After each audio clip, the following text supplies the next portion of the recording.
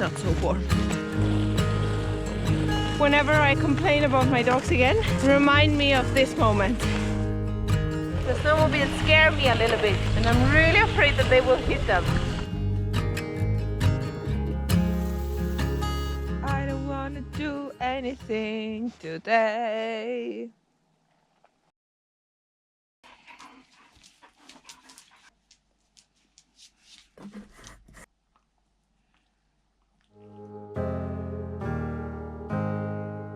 Okay, so I really didn't explain what the hell am I doing here. So basically at this moment I'm smearing soot around her eyes because I want to reduce the reflection of the UV rays and the sunlight that is hitting onto her face and into her eyes.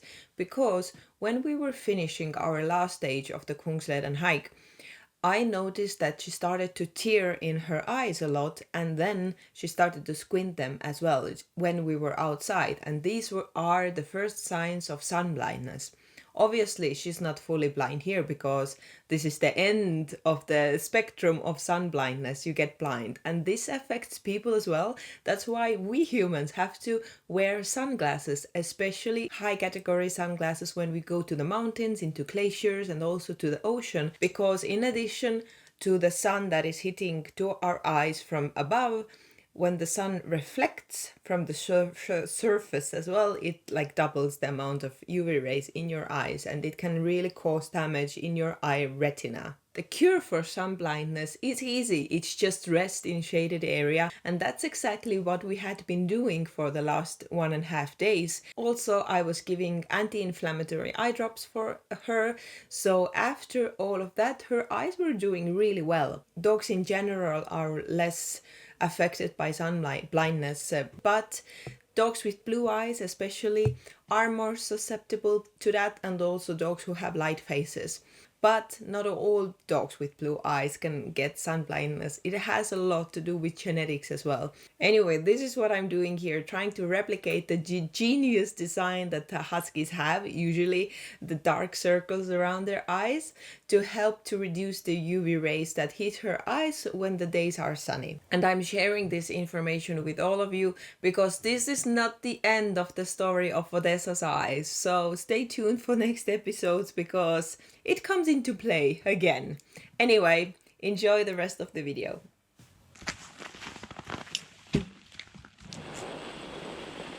Good morning. It is 10:30 and it's quite chilly. The sun is warm, but with the wind, yeah, a little bit cold. But we are ridiculously fast. The trail is really nice and slippery because it's cold. So I'm not doing anything at the moment, which doesn't help my being coldness. I wonder, did I take the right road? That's the constant thing that I'm thinking of. Did I take the right road? After the easiest 10 kilometers along the road next to the river, the trail finally turned uphill. So I put on the ski skins, refreshed Odezza's makeup, and it was time to start sweating. You can't see it well, I guess, but it's uphill. They are doing so good, and please, whenever I complain about my dogs again, remind me of this moment. They are relentless, even pulling me up, not only the sled. Look at them digging in and just going. Amazing, amazing. We had a short lunch break on the ascent, and then we finally reached to the mountain plateau, and it was one of the most beautiful places I have ever seen. You might not think much of it, but the open white landscapes with this glittering snow and emptiness just gets to me. I took a break in a strategically wrong place. And you happen to do that, like in a second.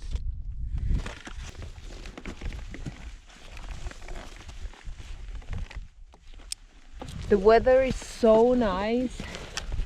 A little bit cold, but zero wind, and I'm tempted to tent out here because it's so nice. It would be so pretty because I can't do that all the time, but on the other hand, my practical brain says we have a really good pace now. We should go somewhere where it's more sheltered, so just in case when the wind picks up, we are not in the middle of the plains. So I guess we're gonna do that. High five to my practical brain there, because the wind did pick up and considerably, and staying up there in this exposed mountain area would have been a very, very, very bad idea. I found ourselves a campsite. There is such a nice thick hard crust here that it is pure joy to put on the steaks. Look at that. I don't have to dig them in or anything. I just pop them in like normal steaks. Fantastic. Tighten it up. Beautiful. I love it. Ah no, never do things with your bare handed. It's tempting, but you should never do it. Protect your brain and your hands in the cold, because these are the two things that get you out of trouble. If you are in trouble.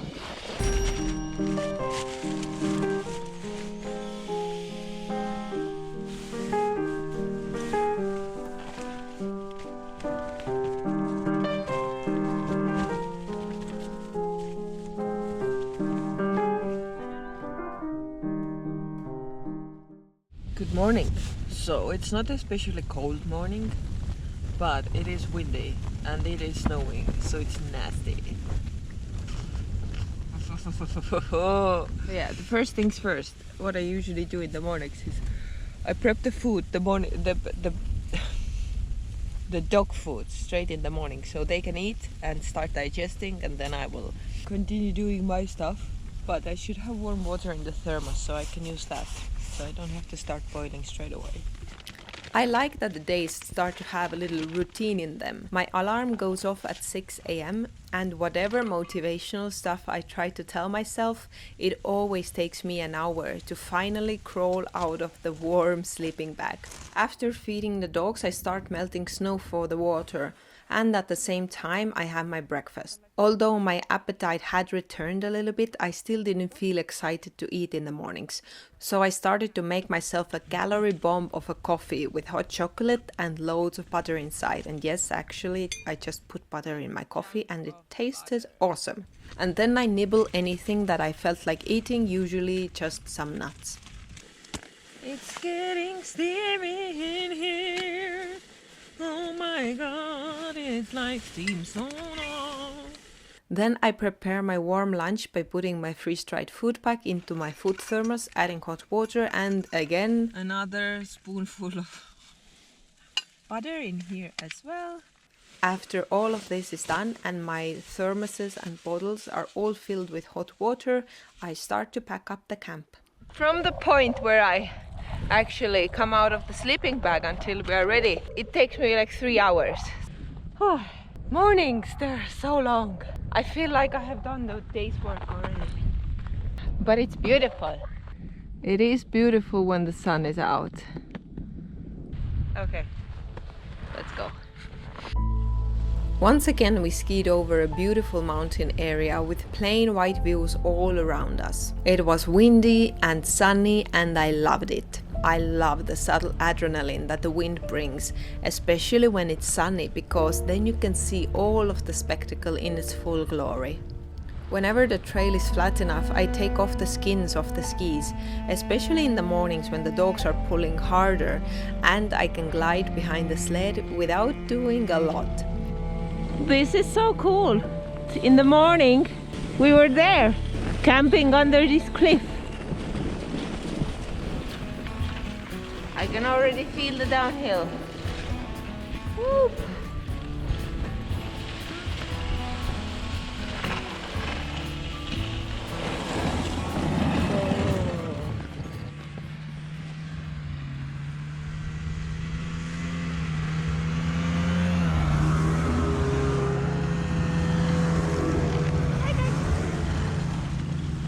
This curvy road, the snowmobiles scare me a little bit because they can approach so fast and the dogs are so low so they don't see the dogs. And I'm really afraid that they will hit them. So that's a very, very bad thought, but that's what I'm afraid of. So Gotta take it slow and got to here because they make a noise, so I can prepare a little bit. That's why I'm not listening to anything on my earphones or anything. Be present. Okay, I found a perfect, well, not so perfect, but perfect for the moment place in this little island in the middle of the lake. We're gonna stay right here. And the snowmobiles have been driving here, so it's really nice, hard snow. I don't have to stump it down. Yes, okay, let's do it. I wanna chill so bad already. It has been a long day. Setting up the tent and getting all of my gear inside takes me about 30 minutes. After the dogs have had their dinner and they have settled in the tent, I start my snow melting marathon once again. It is a slow process, but I do enjoy it. I sit in my warm, big parka at the tent doorway, thermoses at hand reach, nibbling at my stash of chocolate, and more often than not, I just stare out of the tent door and think of nothing. When I have finished my dinner and all of my thermoses are filled with hot water, I wash my teeth, climb into the sleeping bag, quickly try to write down the day's journey before falling asleep, and often that happens before 9 p.m. Good morning. This is the first morning for me that I haven't needed to put the big parka on. There's zero wind and the sun is nice and warm. Oh, okay, but let's start the routine of morning water making again. It's an endless cycle. Oh no, I take my words back.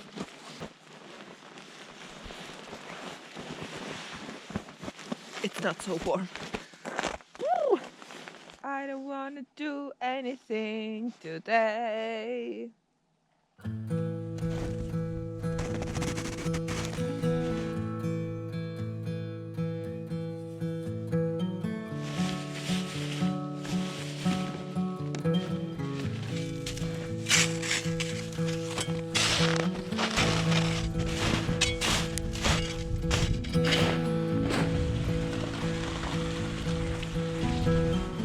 We skied through Beljakai's National Park, the oldest one in Sweden, and I bet it has gorgeous views, but I only saw milky white shadows. After about 13 kilometers, we reached Beljakai's stuga, where I planned to take a lunch break. Beljakai's stuga.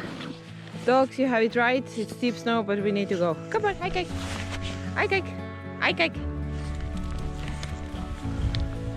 Good job. Find a trail. Come on, hike. I don't know where to go. G. I think it's G. Oh, so nice. Oh my god. Somebody has recently been here. It's warm. We don't need to make a fire. So I know that this cabin here is, you can use it for resting, but for sleeping you need to rent the key, and I think this is the sleeping room. Door is locked. So let's peek over here. Okay, so that's the bunk bed area, and you can rent it out. In Adolfström and in Jäkvik there are places to rent the key. Oh, I love the fact that it's warm. Good timing. My Batwoman, my Superwoman. You are so good. You are so good, sled dogs. Yes.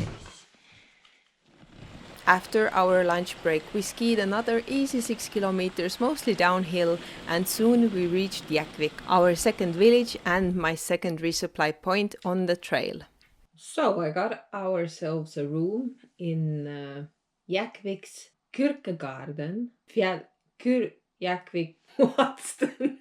Jäkvik's Kyrkans Fjällgard. But the stage we finished now was a short one, 3 days only, 2 nights and 3 days. But I'm still gonna take a rest day because the next stage is gonna be a long one, 5 days possibly, and only one cabin along the way where we could sleep. Other than that, it's tent nights and hard long days.